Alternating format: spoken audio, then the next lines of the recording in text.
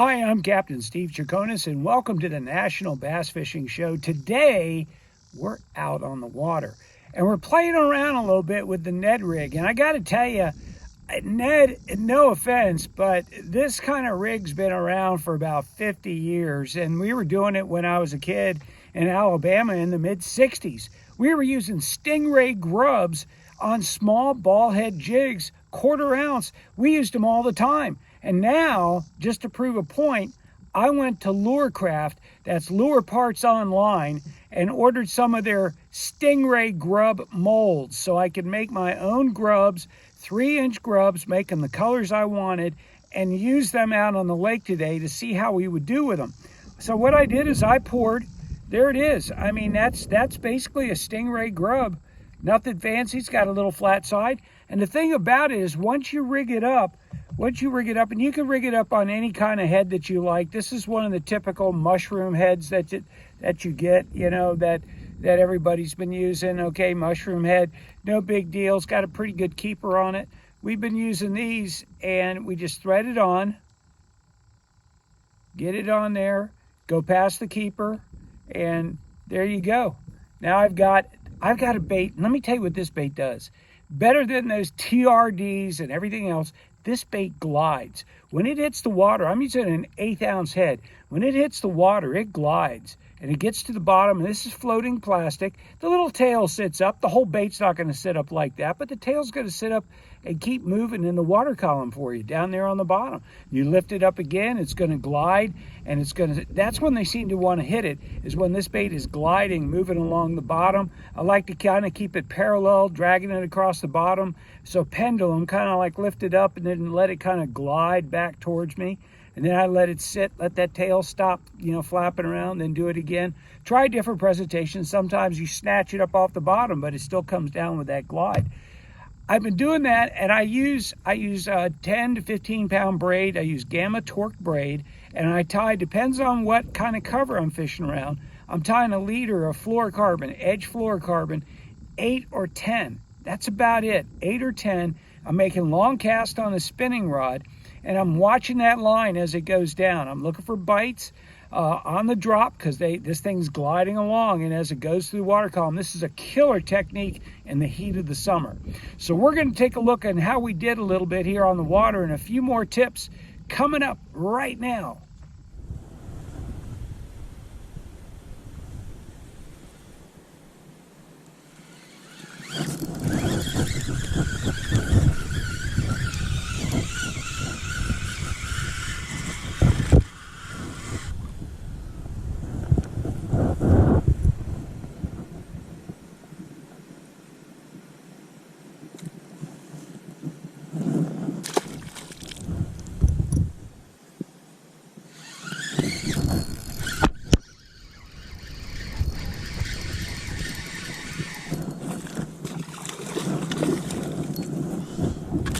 Got you, huh?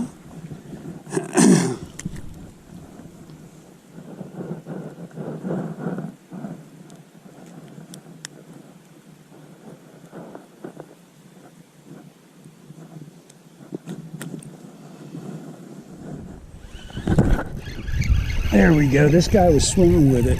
That's a better fish there. Yeah, look at that. He got it right when it dropped off, too. Right when he dropped off. So, we got him. Okay, fishy. We're going to get that hook out of you in just a second. Okay, so he's gut hooked. I'm going to show you how to get these out. So, what we're going to do, we're going to take the hooks in like that. So we're going to reach in through here, grab the line, because that'll help us pull that jig head out a little bit. Pull the jig head out, put your finger under the bend of the hook, and just push and pop at the same time. These little hooks sometimes are a little harder to reach. And there we go. It's coming out. No fuss, no muss. Get out of there. And that's it. You just saw how to get it out. There's no No blood on this fish, no nothing. Insides are in good shape. And we're just gonna let him go. Goodbye, fishy. Okay, appreciate that. Okay, we'll catch a few more. I think you're getting the point.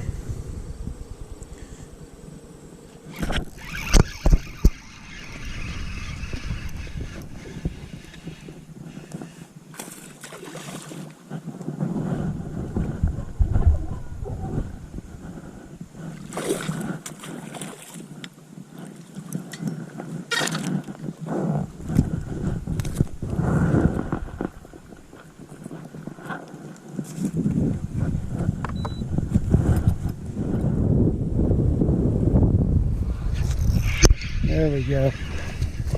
Oh, little guy.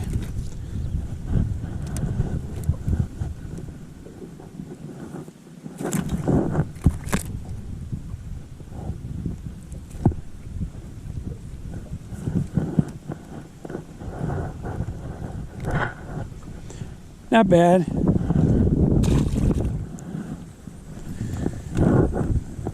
It's always good to have a cup of coffee, something to nibble on when you're fishing in the summertime, because even a bottle of water, give your bait a chance to sit there for a second.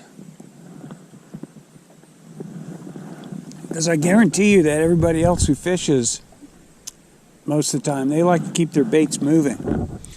And when they keep them moving, the fish also get conditioned to that. When they have something that just kind of drops in and sits there for a few seconds, very little movement, moving real slow. Everybody they got a handle on the reel, they like to wind. They like to wind. But this is a real patient way of fishing. It's almost as much fun as drop shot, as far as being able to have a conversation with somebody while you're fishing, because you can sit here and just, oh, okay, there's a fish, reel them up, set the hook. You don't really have to do a whole lot. Sometimes you get bites and you didn't even know you had got hung up there. Let's see if we can pop this thing off. See that? One quick little pop comes right off. But now after I pop a bait off like that, I like to let it go down, because that action, when that bait pops off a rock or a piece of wood, it's very erratic, and a lot of times it'll attract a bite. And I've had many a bite popping a bait free. Takes a little practice, but you can certainly learn how to do it. There's a fish. Oh, or a fishing line. That's what it is, fishing line. See that? So it sometimes feels like a fish, because what happens is it stretches the line, it moves, depending on where it's hung up. And we'll get this out of here so that we don't have to mess around with it next time we come here. Lots of fishing line around these public lakes.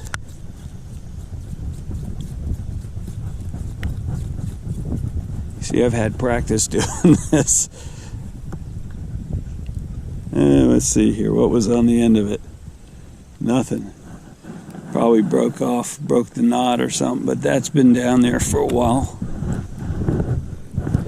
And we'll get rid of it when we get back to the marina. Alright, let's see here. The other thing you've got to do when you're fishing a point is change your angles. My goodness, sometimes the fish are on the windy side of the point, sometimes they're on the side of the point that's not windy, sometimes they're on the side of the point with the sun, without the sun. There's starting points, obviously. If the wind's blowing over, I want to be on the side that's agitated, which it's this side. But then you got the sun's up here, it's almost straight down on it, so it's kind of non-consequential. But if the sun was over further and creating a shadow on the side, well, that's the side I'd want to fish. But you try to fish the whole thing, because you never know. And sometimes the fish move while you're here. They hear the boat, they see baits flying down. I mean, I'm not the first person to fish this spot, but the fish will get conditioned to getting out of the way when they hear electronics or hear a trolling motor or hear the waves lapping up against the boat. You're still dealing with a single hook.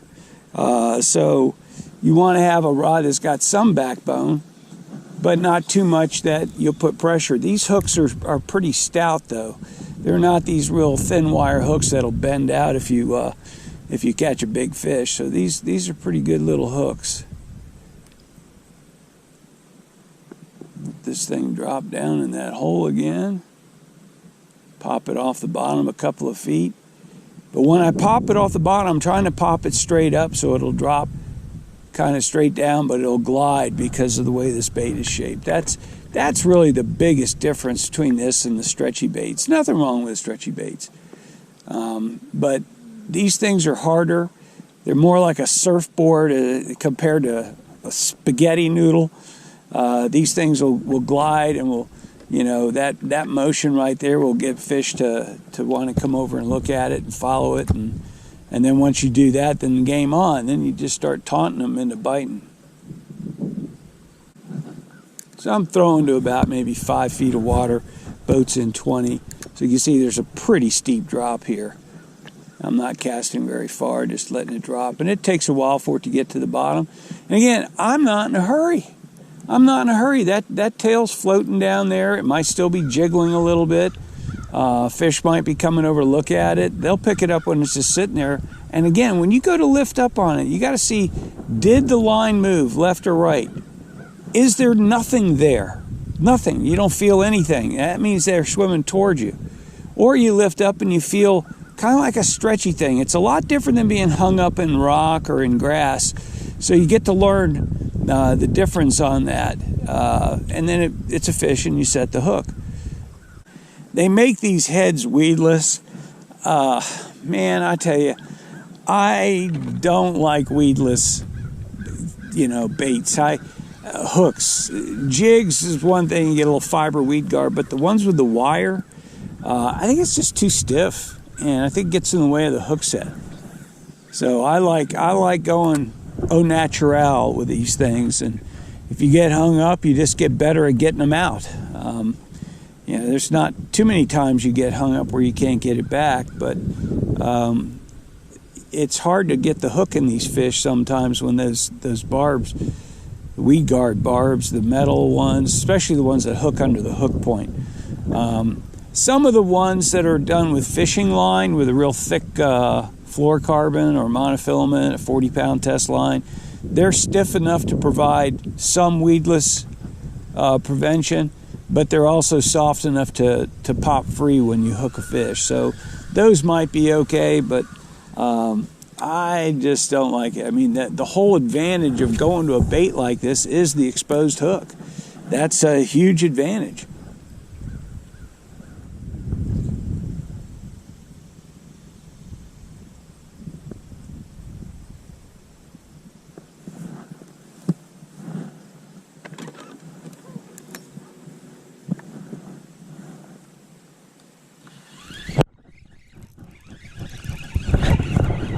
There he is, right off that rocky point like he should be.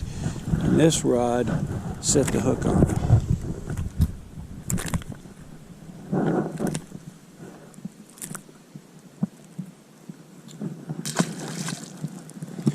Okay, so we're in business here. What we've got is a rocky point, comes out to about 20-25 feet of water, rock all the way down.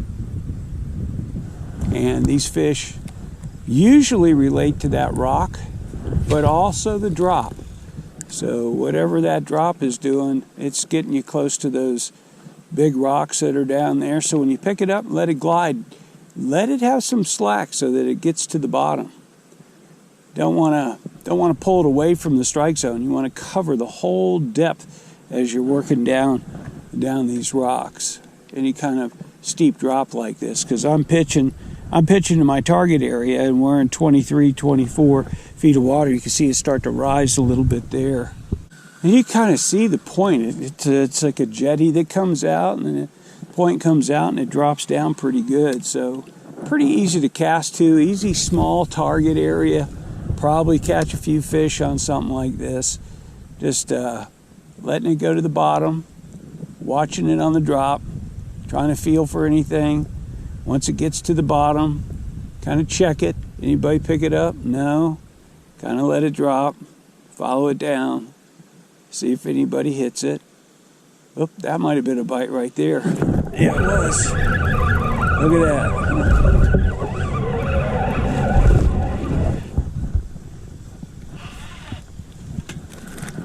Okay. Now we're cooking. So you watch, you feel, you do everything you can to try to develop both of those senses. But this guy, he really liked this homemade bait, Stringray grub mold, and I like this color. It's kind of like a pumpkin seed, that kind of thing. Let's see if we can get a few more here and prove our point, and then move on and do something else different. But if you don't Ned rig, you ought to try it. And if you're stuck on those stretchy, floaty, TRD, whatever they want to call them, those are good baits and they'll work, but everybody else is throwing them. Stringray Grub has been doing this for, well, like I said, the mid-60s. We've caught fish on these things, and usually I only use them in the wintertime because the bite's pretty tough there. Summertime, it's kind of hard to fish because you've got grass and stuff. You have an open hook, but in areas where you just have rock, this is a perfect bait. Pop it off the bottom. Okay, that might be a bite right there. Yep, there we go. And there you have it. It's the Stringray Grub Ned Rig, or the Ned Rig, or Ned Ray, or Rig Ned, or Stingray, whatever you want to call it. I use the Stringray Grub. I make my own from Lurecraft. They've got the easy molds to do it with. You can make dozens of them. You can try different colors. You can do something. I mean, I've got different colors that I've been using too. I made like a green pumpkin watermelon tail. So it's kind of got a green pumpkin body and the watermelon tail. So you could do all kinds of stuff with these molds. Get out there, have a blast, try the Ned rig, take a different look at it than you had before. I'm Steve Chaconis. Thanks for watching the National Bass Fishing Show.